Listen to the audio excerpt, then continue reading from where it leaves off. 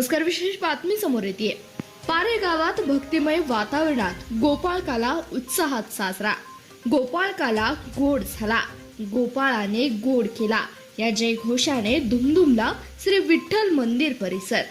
आषाढी एकादशीच्या 5व्या दिवशी साजरा होणारा गोपाळकाला उत्सव सांगोला तालुक्यातील पारे गावात यंदाही मोठ्या उत्साहात, भक्तिभावात आणि पारंपरिक पद्धतीने साजरा करण्यात आलाय. पंढरपूरच्या धर्तीवर आयोजित करण्यात आलेल्या या सोहळ्यासाठी गावासह परिसरातील अनेक भाविकांनी मोठ्या संख्येने उपस्थिती लावली होती. सकाळपासूनच श्री विठ्ठल मंदिर परिसरात वारकरी, ग्रामस्थ आणि भाविकांच्या उपस्थितीने गजबजून गेला होता.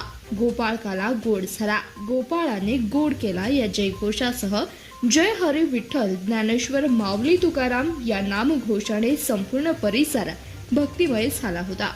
सायंकाळी 6 वाजता मंदिराच्या प्रांगणात पारंपरिक पद्धतीने सामूहिक गोपाळकाला करण्यात आला. दही, पोहे, चिवडा, विविध फळे आणि इतर खाद्यपदार्थ एकत्र करून तयार करण्यात आलेला काला हजारो भाविकांना प्रसाद म्हणून वाटण्यात आला. लहानांपासून ज्येष्ठांपर्यंत सर्वांनी भक्तिभावाने प्रसादाचा लाभ घेतला. त्यानंतर मंदिरात भजन, अभंग आणि संतवाणीचा कार्यक्रम पार पडला. टाळ मृदुंगाच्या गजरात विठ्ठल नामाचा अखंड जयघोष सुरू होता. भाविकांनी श्री विठ्ठल रुक्मिणीचे दर्शन घेत आध्यात्मिक आनंदाचा अनुभव घेतला. या सोहळ्यासाठी पारेगावासह परिसरातील अनेक गावातील भाविक मोठ्या संख्येने उपस्थित होते. कार्यक्रमाच्या यशस्वी आयोजनासाठी भजनी मंडळाने विशेष परिश्रम घेतले.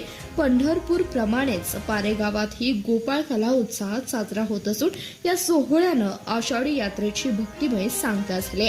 संपूर्ण गाव कृष्ण भक्ती आणि विठ्ठल नामाच्या गजराने दुमदुमले गेले होते.